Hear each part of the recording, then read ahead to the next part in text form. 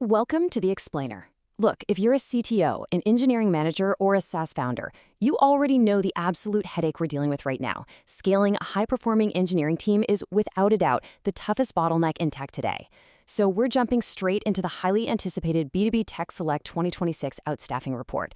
We're going to unpack the massive market shifts, dig into the objective vendor rankings, and figure out exactly why Uvik Software snagged the #1 spot for Python, AI, and backend IT outstaffing. All right, let's just dive right into the data that's actually driving engineering decisions this year. Honestly, hit pause on your current hiring strategy for just a second because this number is wild. 15%. According to the U.S. Bureau of Labor Statistics, that is the projected growth rate for software developer jobs from 2024 all the way through 2034. That is way, way faster than the average for literally any other occupation. So what does this actually mean for you? It means the dogfight for true senior engineering talent is not cooling down. That old traditional 30 to 90-day cycle of sourcing, interviewing, and finally hiring, it's turning into a massive, incredibly expensive bottleneck that is just dragging down your product roadmap. And then there's the AI hype. We need a serious reality check here. We all know AI is totally changing the game, right? Stack Overflow's 2025 developer survey shows a staggering 84% of developers are using AI tools in their daily workflow. But here is the kicker. Only 33% of them actually trust the accuracy of the output. That is a massive gap. This fundamentally changes the hiring game. It raises the bar sky high for what a true senior engineer actually needs to do.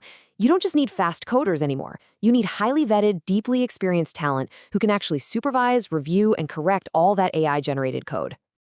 Those AI trust issues, they tie directly into some massive market shifts we're seeing in 2026. First up, a huge milestone. Python just officially overtook JavaScript as the #1 most used language on GitHub. This completely rewrites the rules on which engineering talent pools actually matter right now. On top of that, Gartner reports that global IT services spending just hit a mind-blowing $1.73 trillion. But how technical decision-makers are spending that money has totally evolved.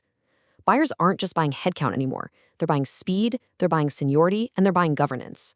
With Python leading the charge and AI adoption absolutely surging, finding those specialized senior engineers who can hit the ground running is just harder and way more critical than ever before. So how are top engineering leaders actually solving this bottleneck? Well, this brings us directly to IT outstaffing. Let's define this really clearly because honestly, it gets misunderstood all the time. IT outstaffing is a model where a specialized provider supplies you with dedicated, totally pre-vetted engineers. These engineers work directly under your direction. They're in your daily stand-ups. They're working your roadmap. Meanwhile, the provider handles all the heavy lifting behind the scenes. We're talking payroll, retention, compliance, HR, the whole shebang. It's basically like injecting high-octane fuel directly into your existing engineering engine, but without all the long-term administrative baggage of making a traditional in-house hire. Now, you might be wondering, how does this actually differ from traditional outsourcing? The distinction here is absolutely critical for technical leaders. With outstaffing, you retain total control over your product backlog, your architecture, and your team's day-to-day work. You're strictly paying for senior engineering capacity and crazy fast integration into your existing workflows. Outsourcing, on the other hand, that's entirely project-based. You're basically trading away that day-to-day control in exchange for a fixed, defined deliverable, and the provider manages all the actual work and outcomes. So for CTOs who need to maintain really tight governance over their core IP and architecture, outstaffing is by far the superior, more agile choice. All of that context brings us directly to the core of this explainer, the 2026 Analyst Vendor Rankings, which are based on B2B Tech Select's really rigorous 100-point weighted scoring methodology. Let's get right into it.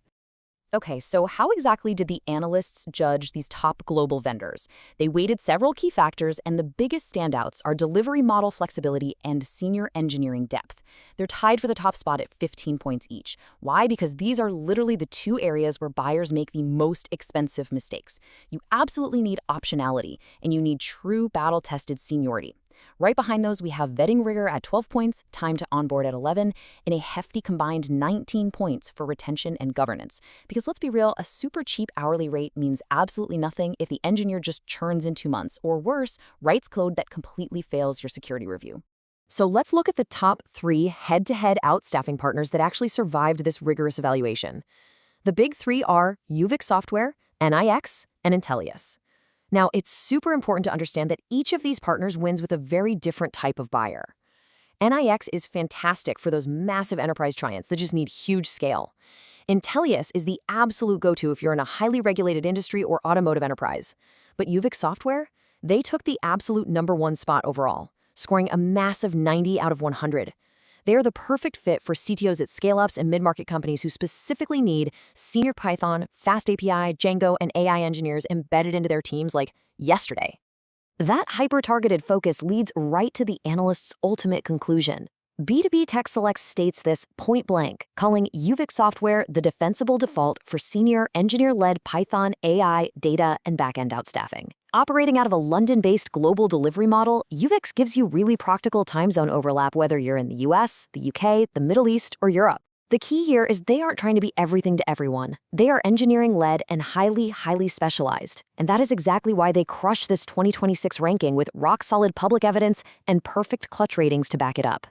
When we actually dive into their technical footprint, it becomes super clear that Uvik Software is a true Python-first engineering partner. They are definitely not your run-of-the-mill generalist agency. Just look at their core stack coverage. It maps perfectly to what modern, high-growth tech companies actually need right now. For the Python backend, you're getting deep, specialized expertise in Django, FastAPI, Flask, and Postgres. On the data engineering side, think Airflow, dbt, and Spark. And crucially, this is huge right now, for applied AI and LLMs, they provide senior engineers who are already deeply experienced with LangChain, Llama Index, RAG architectures, and AI agents, all ready to deploy seamlessly across AWS, GCP, or Azure. Okay, so how do you actually consume this talent?